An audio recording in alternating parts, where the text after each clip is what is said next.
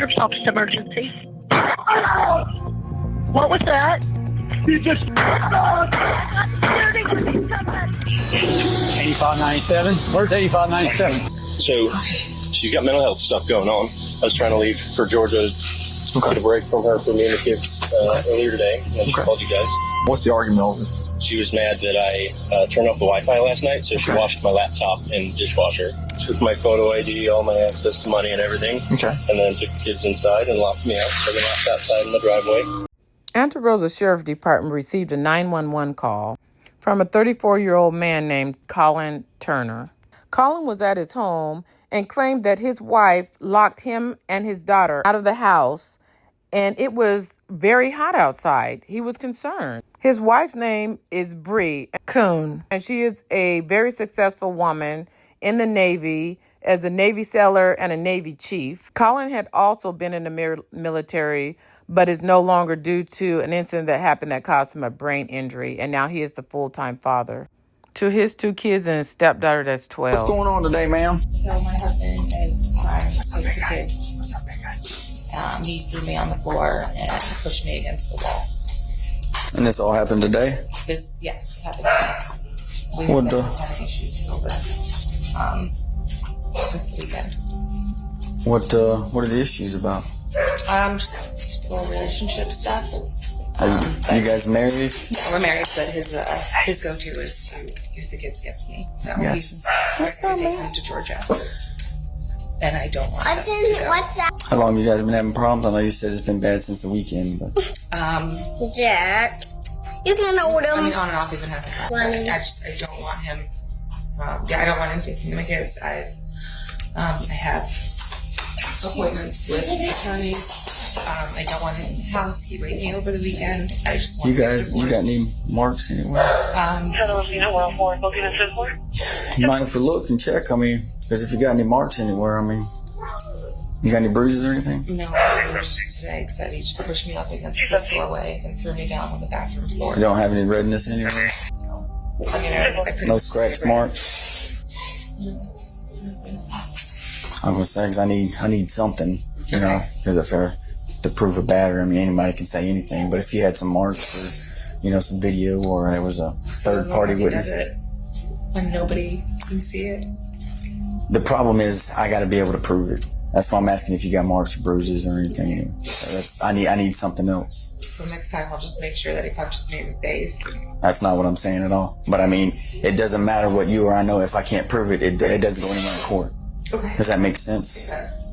Do you want to fill out a statement? I can fill out a statement after, I just want to get them to get out of here, and then I can fill one out at another time. If you want, I'll get it and I'll leave it for you. Okay. All right. Let me, if you want to take a few minutes to get some stuff together, I'm going to go out here and talk to him, and then I'll be back in, okay? Was at any point in time did you get physical? I told you I tried to grab my daughter last night, and she got physical and stopped me. So I backed off that point. That night of allegation is the last thing I need. So right here. What bags? Oh, they're in my truck. It's about leaving the kids with me. Now your blood kids, actually. That's going to be civil. We're not going to get them in the middle without a court order. I can't take the kids from her, give them to you, can't take them to you, give them to her. So I'm not going to do about that. If she wants to take the kids or you want to take the kids, we're not going to get in the middle of it, but you guys aren't going to argue about it, especially while we're here. What happened today real quick? I know you're talking about your own partner. Long story short, she went into a borderline rage last night, and it's continuing to now. She figured out I was trying to take my kids, give space between the two of us, not take the kids away from her. I got you. I'm the primary caretaker of the kids, only caretaker of the kids. So he wants to go to Georgia to his parents, their grandparents. Yeah, without her because he wants to take a break. I got not to live there to remove the kids from her. I get it. Well, that's y'all's business. We're not going to dive far into it. Basically, we're here because she called us. We can't stop you from doing anything. Y'all are married. No, we can stop you from us being violent for each other. We can't stop her. You can't physically, grab her. That's going to be a problem. But that's not going to help anything either. So it's one of those push-pull, It's just sometimes it's better to stand off to the side and then let things cool off, and then later you guys get back together and say, hey. What's going to happen Well, I'd love to. If it weren't for all her mental health issues and diagnoses and attempts, then I'd walk away and let her have the kids and have space that way. But I'm not going to leave toddlers for somebody to turn out twice over the last. I'm not telling you what to do, man. And before I get too far off on the tangent, nothing physical. You guys just arguing back and forth verbally. This was a father doing what a father should do.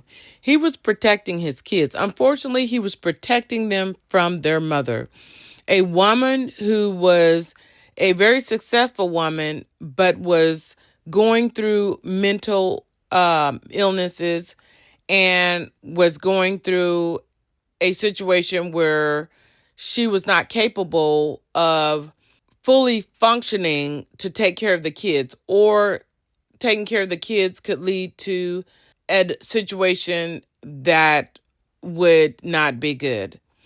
So he was doing what he was supposed to do. The police tried to intervene, but it's kind of hard when you're in these kind of situations. The police did stay for an hour, but then they left because they felt that everything was okay. But they did tell Colin if it escalated to contact them back. And he had to. Within 4 hours of the last call. Please like and subscribe. Yes, sir. Indeed. What can I do for you? I'm Deputy Lynn with Nurse County Sheriff's Office. Hey, my wife won't let me in my house. Okay, is this wife? Yep. Okay, can I talk to you over here? Can I have my daughter, please? Can I just have you wait right there for just one moment, okay? Not right now. Hold on. Just one second. We'll get this figured out, okay? All right, so what's going on today, sir? She's got mental health stuff going on. I was trying to leave for Georgia to get a break from her for me and the kids earlier today. And she called you guys. I was talking to you guys. She took my photo ID, all my access to money and everything. Okay. And then took the kids inside and locked me out. So I've been locked outside in my driveway. Okay. For the last couple hours. Do you live here? What's that? Do you live here? Yeah, we're co-owners. We both. Okay. I've been on the phone with family advocacy through the Navy and all that most of the day, so I haven't cared that I'm outside. Okay. Until she came outside with my daughter on the porch. Okay. Screaming. So I came over and she gave my daughter to me. She didn't make her stop screaming. And what's the argument over? They put in the note something about kids going to Georgia. Yeah, that was the most closest alligator to the boat. As a parent, we have instincts, and Colin's instincts is telling him to not leave his daughter. Stop me from entering my house. If it's your house and you still live here, by all means, you got to enter your home. However, you got to enter your home. Yeah, so she's allowed to change the locks, and I'm allowed to break a window. Is that what you're saying? I'm not telling you to break a window. If you want to tear it, I mean, it's your property. However, you got to get into your house. You got to get into your house. If it's your home and you live here and you've got your items in there, if you got to get in, however you got to get in. You can't escort me in, and don't let me in. Well, I'm gonna talk to her in just a second. We'll figure out what's going on. But yeah. So then it was back to the more recent. I'm sorry. Okay. She wanted to take Lainey back inside. Okay. Lainey started screaming that she doesn't want to go inside without Daddy. Okay. And then she wants Lainey to go inside without Daddy. Okay, that's fine. Okay. All right, just give me 1 second, okay? Yep. Let me talk to her and see what's going on. Do you mind if I step over? Talk to you? Okay. Hey, so if you can talk over here. I don't, want arguing back and forth. No, so. Okay, so I'm Deputy Lynn with the Nurse County Sheriff's Office, as I said earlier. So what's going on today? Well, you guys were out here earlier. Federal Unit 215, Georgia. I'm 10-4, thank you. He's trying to take my kids to Georgia. Okay. Are they your kids or are they yours and his? These two. Well, the small ones are mine and his. Okay. And so he's wanting to take them to Georgia? Yeah, I was talking to him about wanting a divorce, but he said he can take the kids to Georgia. And he can because we're still married. Okay. Yeah. We got into an argument about it. He pushed me up against the wall. He threw me onto the floor in the bathroom. And that's when I called the police earlier today. Okay. They came out and, whatever they could do, which wasn't really anything. Okay. And then I locked him out. Okay. He had been in contact with my command. Okay. So he said that there's allegations of emotional abuse. Okay. So obviously I don't want him in there. Okay. Him and I arguing in front of the kids. So I locked him out. My daughter, she wakes up sometimes, like inconsolable from naps or whatever. Sure. And it's usually like him and I will pass her back and forth. It's kind of, she's fickle. She wants better. So she woke up from the nap. And, when you say your daughter, you mean that one? Yeah. Okay. Yeah. Meanwhile, I had been, I had called him and texted him like, hey, we should talk. This is not the path we want to go down right now. Right. When she woke up like that, I brought her out here because I'm, she's used to him and I, so I brought her out here. Okay. So he can help calm her down. He snatched her from me and then started trying to use her to. Okay. I don't know. Okay. He said, she doesn't want to come in the house when Daddy's there. Okay. Being manipulative. Okay. It's not a So, good environment. I don't know if you overheard what I told him. It's his house too, right? He lives here too? So we can't lock each other out of the house. I mean, if we do, he's got every right to enter the house however he's got to enter the house. Yeah, Okay. Should not have been that close to each other while he was interviewing one from the other, because this could have caused escalation. When you're at this point in a relationship, all it takes is one word misinterpreted. For the betterment of your daughter, whatever you guys are going, you got to put aside for the kids. You see what I'm I saying? agree, but he told me not to talk to him. So Okay. I'm not going to let him in the house because he's going to come in and start arguing. But at the same time, that's leaving the child. I mean, that's kind of leaving the child out here fend for herself. Does that make sense? Yeah, for sure. So Okay. I don't want him to do that. Okay. But, I mean, I can't stop him from going inside the house. But that's fine. I just wanted him to do this to me so that she's not out here. Okay. They said earlier that since I didn't have any bruises, and there was nobody to witness Right. him getting physical with me, Okay. they shouldn't do it. Okay. So I don't what want you can do, is I and don't want him to come in and just leave me in front of my kids. okay, what I'm gonna tell you to do is what I tell everybody to do. You got that phone, right? That phone's got a camera on it. If at any point you feel threatened or like you're going to be harmed or anything, I get it. But I mean, everything's not preventable. We can't, we can't say, well, you got to stay out in the front yard for the rest of your life. You know what I'm saying? Yeah. No, I just at the risk of a potential argument. I get it. But like I said, I'm letting you know. Okay. At some point, we got to put our differences aside for the kids, and we got to say, hey, look. You got a guest bedroom, I got my room, or vice versa, whatever it is. I mean, if y'all sleep in separate rooms, or maybe somebody, take a chill pill and sleep on the couch tonight, right, yeah, which. Won't do that. He told me not to talk to him. All right, so well. I want to get my daughter out of the bus and eat, if that's okay. And I have a I'm perfectly fine with that, but I mean, like I said, it's just something that we got to, I mean, if bringing your daughter inside means he gets to come inside too, that might be somewhere we got to say, look, let's make a compromise. If you want to come inside with her, that's fine. I'm going to go to the room and I'm going to close the door and I'm going to stay here, but at least, your daughter's safe and she's not, out here in the road or whatever, or in the heat, getting bug bites or something like that. Does that make sense? Yeah. It was very clear nothing that officer was saying she was agreeing to in her mind. She's got borderline personality disorder, and she's nice to you. Oh, I understand. Like I understand. You're not here. I've met her before. Oh, okay. Yeah. We were in March? Mm-hmm. Oh, okay. Mm-hmm. Yeah. Apologies for not recognizing you. No, you're okay. You're okay. But yeah, I'm familiar with her, and like I said, it's just we got to come to a situation where the kids aren't standing in the driveway all day. You see what I'm saying? Whatever the compromise may be, if you say, look, you want the kid to come inside, I don't want the kid to come inside. You don't want me inside. How about this? We'll get separate rooms. 145, Okay, you see what I'm saying? We got to come to an agreement where we can all kind of be adults and say, for the betterment of the children ain't standing here in the driveway all day. We got to get them inside so they don't get overheated and whatnot. Bug bites, mosquitoes, things like that. You know what I'm saying? Yeah. So I mean, in the end, it's about taking care of the kids, all right? We got to be adults, but we got to step up and we got to say, hey, look, let's work something out. And maybe that's a conversation you guys need to have is see if we can figure something out, some sort of compromise. But so we're not coming out here all the time. And I'm gonna tell you, we keep coming out here. If it turns physical at any point, somebody's gonna have to go to jail. Okay, state law requires somebody to go to jail. If somebody gets physical and there's an evidence of it, somebody's going to jail. The deputy is really trying his best to persuade them to start thinking about the child instead of thinking about themselves, but it's not working. I'm gonna go in there and speak to her one more time. Do you have any questions for me? So she can take my driver's license. And Does she have your driver's license? Yeah. Where's it at right now? I don't know where it's at. Okay. When I was talking to the deputies in my garage giving a statement earlier, she came out to my truck and took my wallet. So 3 forms of ID and. So your wallet and your driver's license are the things she's got from you right now? Yep.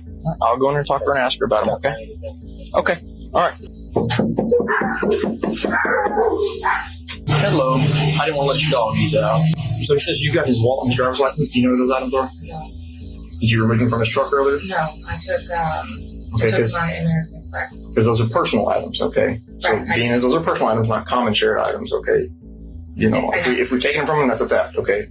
Okay. Does that make sense? So if we've got those items need to be returned. Okay. I'm just going to tell you that, okay?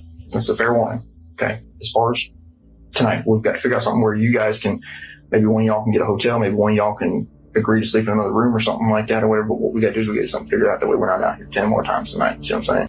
Just watching this, you can feel the tension and you can actually feel what is about to happen. Emergency. Hi, you guys have been out to my house twice today, and then most recently the deputy talked my wife into letting me in the house, and then she locked me in the garage and tried to break my arm when I was trying to get back inside. She's currently got me locked in the garage because earlier she broke both of the big doors, and then when I came out here to fix it after getting in the house earlier, she locked the door behind me, and then when I tried to What was that? Oh, I'm shooting with somebody that keeps driving. She shouldn't. I just heard 4 shots. Colin had done exactly what Deputy Lynn told him to do, pulled out his phone as soon as he felt another attack come on. But this time, Bree unloaded the entire clip into making sure he wouldn't be able to walk away. Can we open this?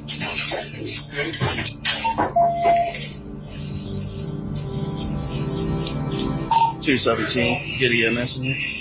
Due to Colin being on the phone with 911, the police were able to make it there within 5 minutes. But when the police got there, Bree tried to act like she was the victim, so it was a good thing he was on the phone with 911 during the incident. And everything taking place was recorded. You know, it's really sad that she would do this to her child because that is also who she harmed. All right, this is WO. It's okay. Well, do me a favor. Can you, if they're working on him right now, okay. I need you to go with this deputy, have her see your car. She's going to hang out with you. Hey, I'll get an EMS to come check her out. She's the shooter. Okay. Come on, sweetheart. Come on, let's go. Come over here. That way, we'll get EMS to check you out, make sure you're okay. Okay? Come on. Come over here. Okay? Come over here. Come this way. Come on. My oldest daughter. Where's your kids at? That's my oldest right there. Okay. She's 12. Her dad's name is James Party Joiner. He's in the DEA. Okay. All right, have a seat. Have a seat. Can y'all check her out? He's going to be in 7. She's the shooter. No, it's a homicide. Y'all aren't going in there. Yeah, well, can y'all check her out? Oh, yeah. Oh, my goodness. He ain't happy.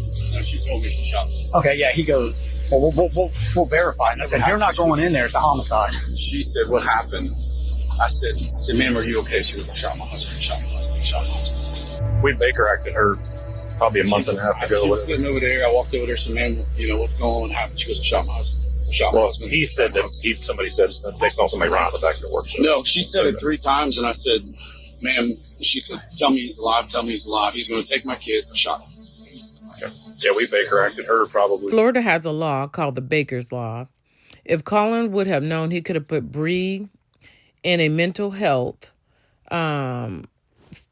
for 72 hours in a facility to hold her due to safety issues or self-harm or harm of others.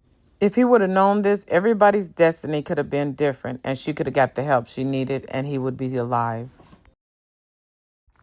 The reason law enforcement is being so lenient with Bree is because they know she has a mental health issue. Now, I wish they did this with everyone, but for some unknown reason, they're being so kind and nice to her because they don't want her mental health to be flared up and cause more issues than it already is. As it said earlier in the video, some of the police have already had to deal with her prior situations, so they kind of have a really strong idea how she can lose control within a split second, and now they actually see how bad it can get. Bree contacted her 12-year-old daughter's father and started letting him know what she did and letting him know he needed to come pick up his daughter. And then my phone rang, and it was Bree. And I answered, and I said hello. And she said, you need to come get Kylie. And I said, okay. I can't remember if I said I'm working or something to that extent, but I think she interrupted me. And she said, I just shot Colin. You need to come get Kylie. And my response, the only thing I could think of was why. And she said, I don't know. I don't know what happened. You just need to come get Kylie. And so I said, okay. Okay, Bree, just relax, I'm on the way. And then I don't remember if I hung up or she hung up, but the phone ended. At first, I really wanted to believe that she was lying, that she was just having an issue or trouble or needed me to get here, and that was the easy way to get me coming this way. So hand verified that police were on scene, that the kids were okay, and then I just continued this way. That is one of the worst calls that you can hear when you know that your child is in a situation where the other parent has either committed a crime, in the process of committing a crime, or in danger of somebody else committing a crime towards them. I know his heart had to pound out of his chest. You can even look at him, and just tell the stress level that he has to be feeling right now. Nobody should have to go through this. But the bad thing about it is those kids were in the house when their mother did this. Now, his daughter doesn't have a mother, and the other two kids don't have a mother or a father. So Bree just ruined all of their lives, including her own, because now she is going to prison. She will get to go to the military prison. At this point, Bree was being transported to the police station for a statement, but what Joyner said next proved that Bree was not as shook up as she portrayed herself to be. That one phone call tonight, that was the extent of that phone conversation? Yes, she actually called me back after that. She did? Okay. I was almost here. I was actually on the Garcon Point Bridge, and I saw her phone number pop up, and I thought it was probably one of you guys with her phone trying to reach out to me that's just my first thought. So I answered, and it was Bree. And she said, "Are you with Kylie?" I believe. Because I was kind of shocked it was her. And I was like, no. I was like, but I'm almost there. And she said, "Is he dead?" Referring to Colin. And I said, "I don't know, Bree." I said, "How are you calling me right now? How are you on your phone?" And she said, "I'm using my watch." And I said, "Where are you?" She said, "I'm in the back of the police car." And I said, "I probably wouldn't do that right now, Bree." And she said, "Is Kylie okay?" And I said, "From what I know, she's okay. I'm almost there." And she said, "What about the little kids?" And I said, "From what I know, that they're okay." And she said, "Is there any way you can take care of them?" And I said, "I don't know." I said, "That's not my kids." I was like, "But I'm sure that they're taking care of that." I was like, "Right now, you just need to breathe." And I was like, you need to, you're just going to be okay." And she said, "Okay." And then she hung up. Colin texted me this morning and said, the text said, "Hey, Bree's losing it.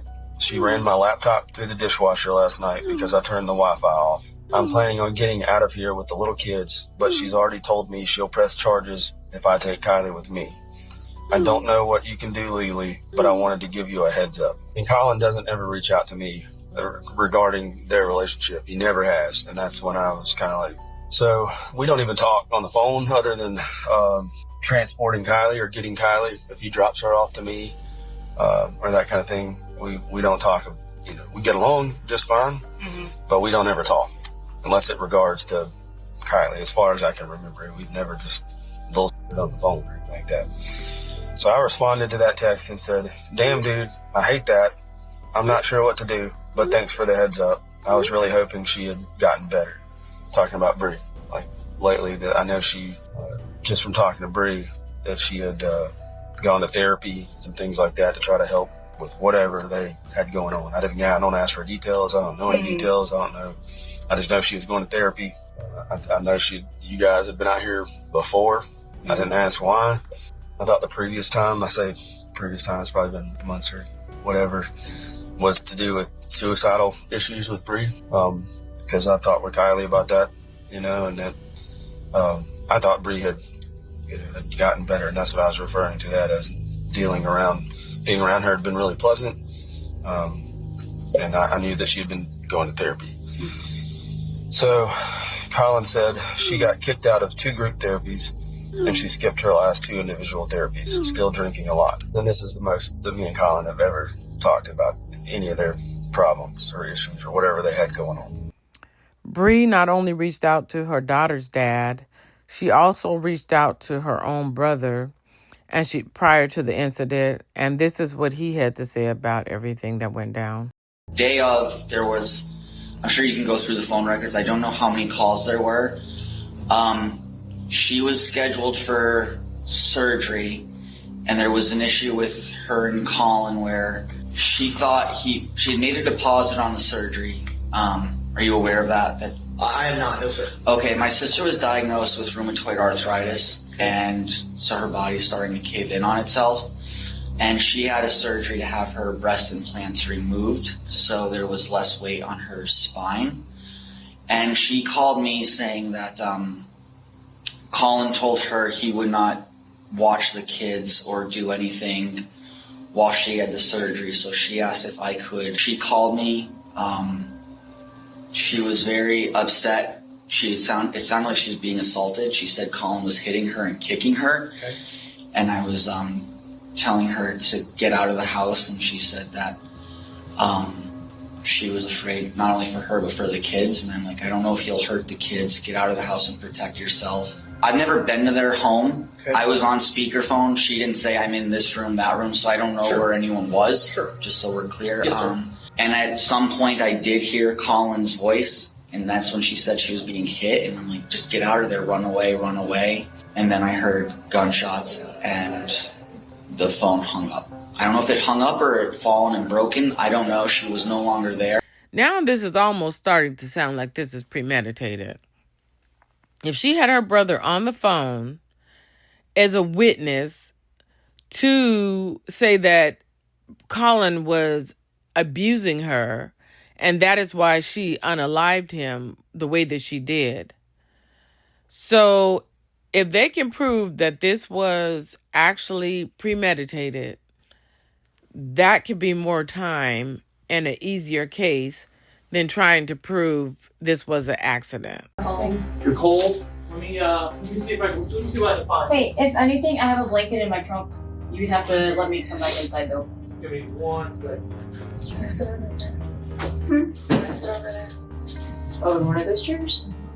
I mean, that's fine for now. I don't know where he's gonna have you guys sit when he comes back, but. Hey, girl. What? There you go, honey. Something better than nothing. Despite the evidence against Bree, it was still important for the detectives to get her full statement.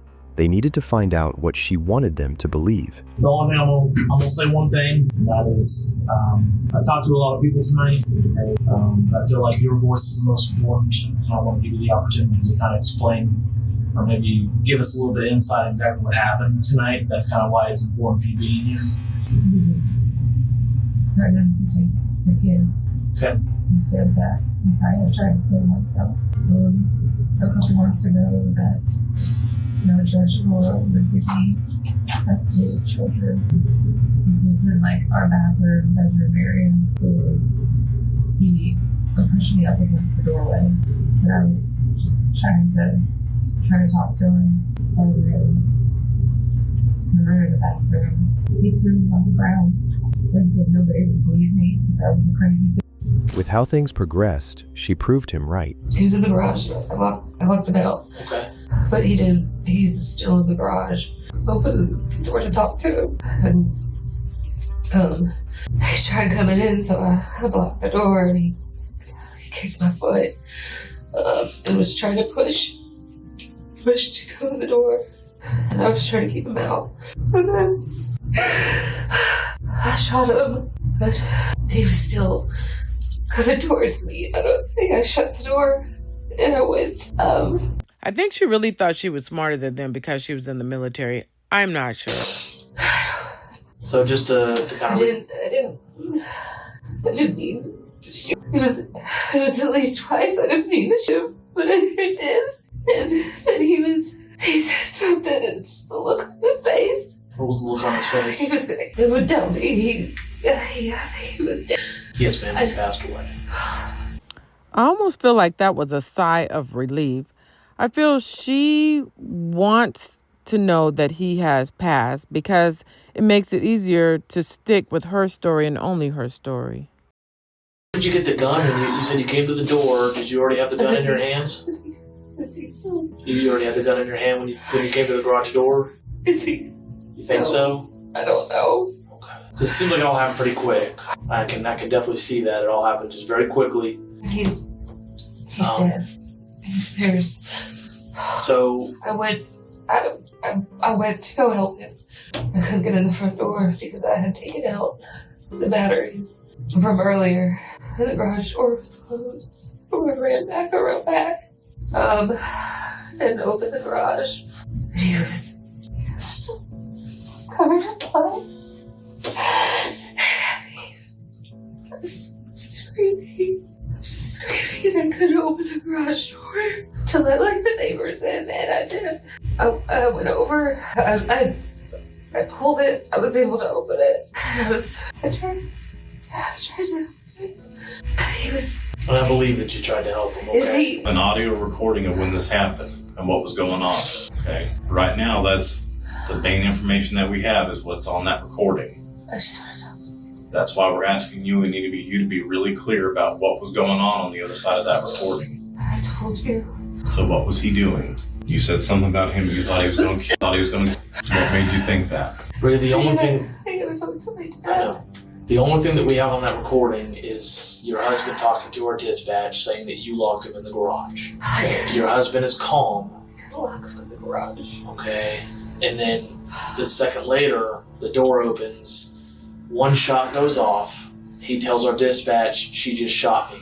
About 5 more seconds go by and 3 more shots go off. Okay, that is very important information, but we can only see so much of it. It was me.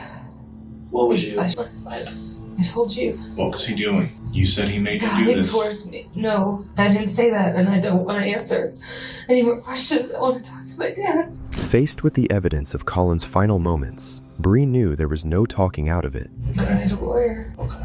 All right. We will go ahead and end the interview there, since you'd like to speak with your lawyer. We'll get your phone, okay? You want to see your watch real quick? You want to take it off for you? I just got to see it. For what? Because we're gonna take it. Okay. They remembered to take her watch this time. The only reason they even knew is due to her daughter's dad told them about it. Daddy. Hey, where are you? I know you did something. I know you did. I'm just trying to figure out why. Threatening you, or the kids okay? No, they don't. Their dad is. Her family support doesn't seem very sincere. Father seems like he is nonchalant, as if he has to take her call, but if he could have ignored it, he would have. Questions he was asking her were more interrogations to get information. It didn't sound like something a father or a family member would have asked their person. It just doesn't seem like the connection is there. I don't feel like she is really close with her father, but maybe that is the only family member she knew to call. Colin started this thing last night with you. I mean, you obviously didn't put his computer in the dishwasher. We're clear on that, right? He did, right? He's. Oh, yes, he is. I'm sorry about that. I'm very sorry. And Hardy's got Kylie. You knew that, of course. Yes. JP and Laney are with Child Protective Services, I guess? I don't know. You don't know? They wouldn't tell me anything. I mean, I've got to believe there was a reason it happened. Threatening you, or were you in the middle of an argument? Eric seemed to think he sounded like Colin was mocking you at the time. But I don't know. Well, you don't know either. Laney and JP. That I don't know yet. Obviously, they've been taken into some sort of protective services. So we'll have to start researching that tomorrow. Can you guys take care of them? Permanently? Until I can have them back? For now? Just so they're not in a foster home? Until something else gets figured out? Well, we're going to be involved in figuring out the process. I guarantee that. We have to talk to Teray and Don. God, I don't even know if they know yet. All right, my answer was absent, as you noticed. I did not say I was going to do that. And I don't mean to upset you more with that, but I understand. I'm not ready to make... What's that? I understand. No, you don't understand, but, damn it. I'm really pissed right now, Bree. I'm very mad at you. I know you're going through a terrible thing, but Jesus, this is so uncharacteristic. Why did you go for it? Why did you grab a gun? Did you feel that was he going to hurt you? I don't know.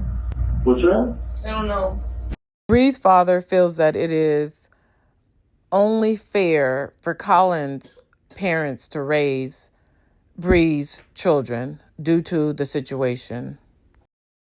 We have custody of them and expect to raise them for the rest of our lives. It's been 3 years, and they're still fearful that we will leave them once again without parents. They worry that if we bicker, one of us the other. They still ask if we have guns in the house, though they know the answer is no. We talk about their dad often, but they'll never really know him as they were so young when he was only 3 and 4 years old. On September 22nd, 2024, 3 years after the crime was committed, Bree was in the courtroom again. They found her guilty of first-degree MDR, premeditated, life in prison. She took away the precious thing from her children. She took away herself and their father.